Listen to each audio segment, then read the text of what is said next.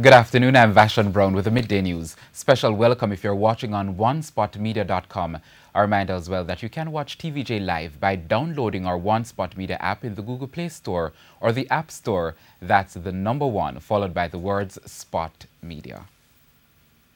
The police are at this hour still watching the Tivoli Gardens community in West Kingston after Leighton Livity Coke, the brother of extradited drug lord Christopher Dodos Coke, was shot and injured on Sunday morning in Portmore St. Catherine. Mr. Coke was attacked shortly after midnight when he was traveling with a female companion on the Helsha Main Road. The police say Livity and a female companion had just left the Helsha beach at around 2 o'clock and were traveling in his Mercedes-Benz motorcar when they were attacked.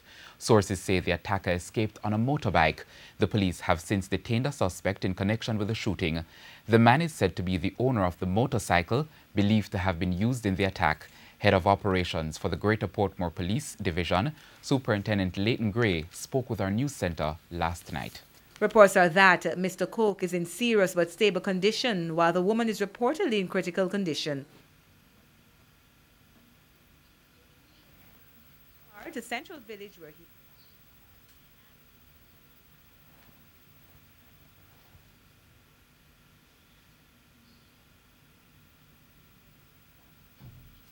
Superintendent Gray says Coke and the woman are hospitalized in serious yet stable condition.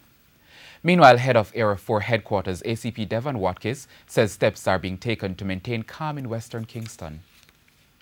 As the area officer, like we do on a daily basis, we evaluate all circumstances that may have implications for policing in Area 4, and we adjust our policing strategies accordingly. The recent situation surrounding the shooting injury to Mr. Coke and a female in another division, another area, is no different. And our policing team and police personnel are aware that we expect consistent vigilance, and that is being the mantra, that they will be performing their duties.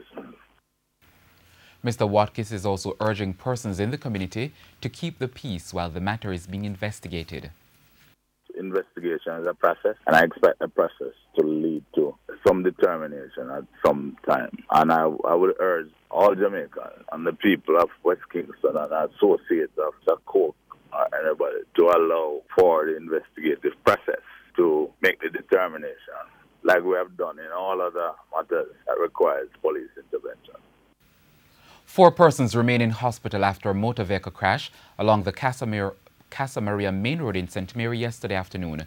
Reports indicate that about 5:30, the driver of a Toyota Corolla motor car was traveling towards a Rockabessa when she lost control of the vehicle and slammed into a utility pole. A unit from the Port Maria Fire Department had to cut the woman from the wreckage. Another motorist who was on the scene explained what he saw. When they eventually jack out the panel and so on, and time come now to have a remove, the police car that was there, I realized that it needed a wagon. So I offered to use the car that I'm driving to take her to the hospital. So I was able to render that assistance. What type of condition she was in at the time? I would say semi-unconscious. The woman and the other occupants of the vehicle were taken to hospital. The severity of their injuries is not known at this time. The National Solid Waste Management Authority, the NSWMA, has revealed a worrying trend in which arsonists have been targeting disposal sites. The revelation follows last week's fires at the Maysville disposal site in St. Elizabeth. On Friday, fires were discovered at 11 locations at the facility. There was another blaze on Saturday night. Initial findings suggest the fires were started by arsonists. Executive Director of the NSWMA, Audley Gordon, says the agency is concerned about the situation at the Maysville disposal site and another facility. Facility in the retirement facility, in St. James, there was a fire, and it was the work of arsonists, based on all the information we have. This fire in Maysville is also, from the information so far gathered, the work of arsonists. We are very concerned about that, and we'll be putting in additional security measures to ensure that we mitigate against these things, because they're very costly. When these fires occur, it costs us a lot of money to mobilize and to get them under control and ultimately to put them out. He says the fires at the Vil facility appear to have been coordinated. Additional security measures for the country's disposal sites will be discussed at a meeting today with officials of the NSWMA. In the meantime, Mr. Gordon says the cost of putting out the fires at the Vil disposal site has not yet been determined. We have to do some immediate covering of the area, and so that is where the major expense will come in terms of some covering. I know it won't be anything that will be unmanageable because we have already have some discussions, but we wouldn't want to be going public with a figure since, as of now, everything is preliminary. Local Government Minister Desmond McKenzie is in receipt of a preliminary report on the circumstances which led to the April 20 explosion at the Rio Hotel in Montego Bay, St. James. Mr. McKenzie last night confirmed that the report was sent to his ministry last week. He told the TVJ News that he had not yet read the findings but will do this week. The minister requested the report on the initial results of the probe, which is being conducted by the Jamaica Fire Brigade. Teams from various agencies, including the St. James Municipal Corporation, the National Works Agency, the Office of Disaster Preparedness and Emergency Management, as well as the National Environment and Planning Agency, NEPA, are reviewing the hotel's operations. The explosion resulted in the death of an employee and the injury of 3 others. Meanwhile, Mr. McKenzie says there is a plan to upgrade fire stations across the island. The minister toured the Trelawney Fire Station on the weekend. The government is committed to improve the fire service, not just by upgrading the facilities that the men and women have to operate under, but also to provide them with the necessary firefighting equipment to ensure that they are in a position to respond to the various calls. Acting Assistant Commissioner in charge of Area 2 of the Jamaica Fire Brigade, Emilia Ebanks, says the Trelawney Fire Station is a modern facility. A model station for Jamaica. So this is where we'll be moving with the other stations from here on. Obviously, we have some issues like all the other facilities. We do have some issues here. Issues that we are working on internally. Minister just spoke to the mayor a while ago. We'll be having some electrical issues that we're having sorted out. So all in all, this is a good facility.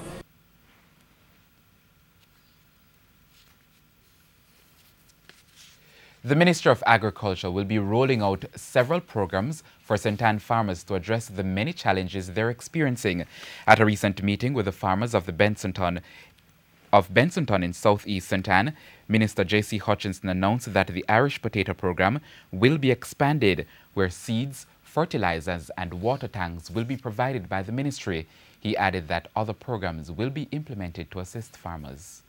We also have another program which we want to roll out in another 4 weeks. And that program is a Scotch bonnet pepper program. And we want to put it back on this program, where what we want to do is see if we can roll out the program where we give you the seeds, we help you with the fertilizer,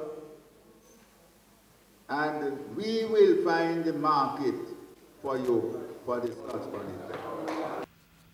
He noted that marketing continues to be one of the major issues in agriculture. The ministry will be assisting farmers by finding markets for them. He also encouraged farmers to try other crops, such as strawberries, to increase profits. Only 3 want to try. Let me tell you, strawberry is something that took off in Trelawney, and it did extremely well. I want to start it up here. But one of the things we must always understand is that whatever we're going to be doing, we want to make sure that it is genuine farmers who are the ones who are going to be involved. Mr. Hutchinson also spoke of an agricultural education program where the ministry will be implementing school gardens and providing schools with seeds, fertilizers and farming tools. The Longville Park community in Clarendon has received a new police station thanks to the National Housing Trust NHT. Speaking at the handing over ceremony, Prime Minister Andrew Holness explained that for every new housing scheme built by the NHT, designated areas are allocated for a school, a police station and a park. He adds that the Longville Park police station will assist the residents with infrastructure to feel safe. You know, for a long time, we have viewed security as a separate part of community development. But security is an integral part of community development. Communities cannot develop, they cannot grow, they cannot sustain themselves if security is absent. Building this station, not to say that we have given you security, but we are building the station because we know that among our population are those that deviate, that have sociopathic and even some of them psychopathic behavior. That there are those who by virtue of circumstances are driven into doing things that are criminal. And so we have to reserve a part of our community land space, a part of the national budget.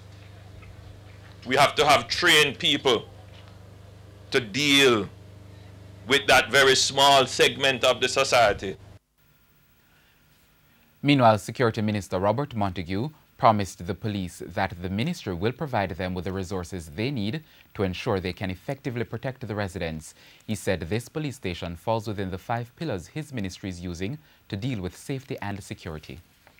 We are longing for the day when we treat with the built and the natural environment. And a part of that objective within that pillar is to ensure that when we have large new communities of 400 units and above, space is made for a police post and at least a CCTV system to enhance the citizens' safety and security.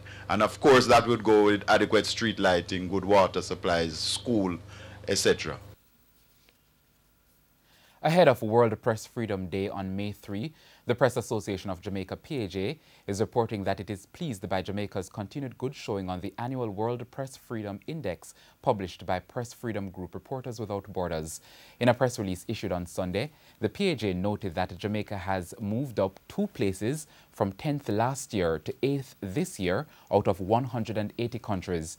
It says there has been no serious act of violence or threat to media freedom since February 2009, a month that saw 2 cases of abuse by authority by the Kingston police.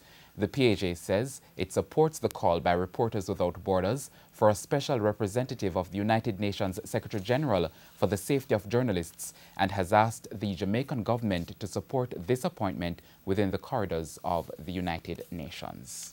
And we go now to sports. National women's cricket coach Cleon Smith has labelled Jamaica's below-par performances in the just concluded Women's Regional Super 50 as the worst in his 12 years in charge. The team returned to the island on Sunday after managing just 1 win from 4 games, while their first match was rained out. However, Coach Smith says the team's 4th place finish was also affected by poor accommodation, bad weather and slow pitches. To me, in my 12 years, this is the worst we have performed. It's a lot of things that contributed to it. Right? First, we weren't comfortable when where they put us. Right? So the place wasn't comfortable. No water heater. The beds weren't good. So players getting back problem. Right? And AC, you don't have that in the rooms. You can't get water to bathe. So we had to relocate.